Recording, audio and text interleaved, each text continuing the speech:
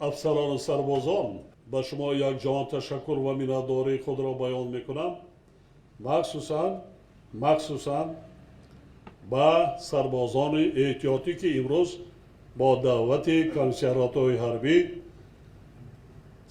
سری وقت حاضر شده برای حمایه مرز و بوم وطن آماده هستند. شما بسیار با اعتماد باشید که در دولت ما تنجی آرامی تأمین است.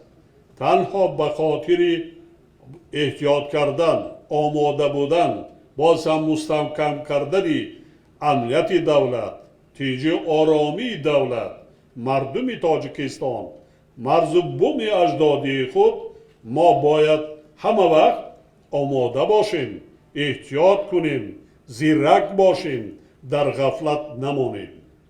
وطن دولت وطن ما، دولت ما، زادگاه مای شما، وطن مای شما، در این خاک و اجدادی مادران مای شما، فرزندان مای شما، نبیره و ابیرگان مای شما کار و فعالیت و زندگی میکنند و مرز و بوم اجدادی را کی باید حمایت کند؟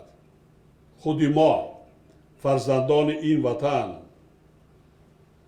ما با یگان دولت و با یگان ملت یگان غرض سیاسی نداریم.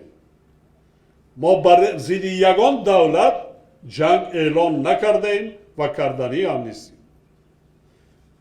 شما نترسید، غیور باشید، دلیر باشید. در همه لحظه های سختی، سنگینی، وزمینی دست یکدیگر را گیرید، کمک نمایید به یکدیگر. در این شب روزهایی که در کشور همسایه ما جمهوری اسلامی افغانستان بسیار وضعیت مرکب است، مخصوصا در سرحدات با تاجیکستان، ما از هر لحاظ باید آماده باشیم. از همین لحاظ سربازان احتیاطی در لحظه‌های ضروری ما دعوت کرده برای همکاری و کمک کردن به سرحدبانان باید دائم ما آماده باشیم. ما همه امکانیت ها را داریم. دولت سال 92 نیست. همه اقتدار را داریم.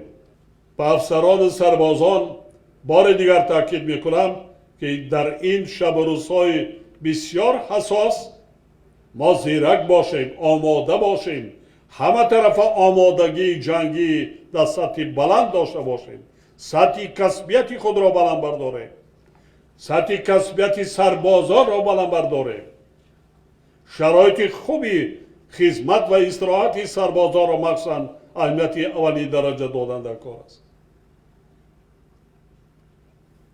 غمخواری در حق آنها ظاهر کردن در کار است. من به شما اصلا میگویم که 24 ساعت در سرحدات دولتی 24 ساعت هر یک ثانیه میشه زده تامین امنیت و دولت تاجیکان را 30 سال باز تامین کرده ایستاده ایم. اصلا میگویم من به شما.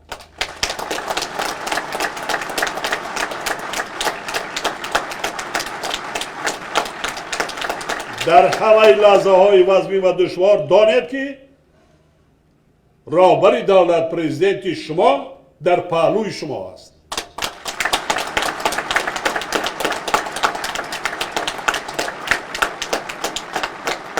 و شما یک جهان تشکر و مینتداری خود را بیان میکنم. و موفقیت و خدمت بلند، پاک وجدانی، صداقت به ملت و دولت وطنی خود صادق باشید، جسور باشید، غیور باشید، دلیر باشید، حسی بلندی ملی داشته باشید، حسی بلندی وطن دوستی و وطن پرستی داشته باشید. امسال برای تاجیکستان سال مخصوص است. ما اکنون 30 ساله شدیم همچون کشور صاحب استقلال. و بینید قشون‌های سرحدی حالا 30 ساله نشدن از زمان تأسیس یابی، لیکن چگونه فرقیت است از روز تأسیس یابی تا به امروز. و باوری کامل دارم که با کمک و دستگیری دولت و حکومت جمهوری تاجیکستان در آینده زیست شرایط خدمت، تأمینات با مهمات جنگی، تکنیک های نظامی دیگر باز هم خوبتر و بهتر میگردد. аз ҳама барои мо, барои давлат саломатии шумо дар кор, хушбахтии шумо дар кор. ҳар як ҷавонмард орзу дорад. худо кунад ки ҳамаи шуморо ба ҳамон орзуи омоли некатон расонад. саломат бошед, хушбахт бошед. муваффақият шумо бошед. با اساسگذاری صلح و وحدت ملی پشوای ملت سرفرمانده عالی قوای مسلح جمهوری تاجیکستان شرف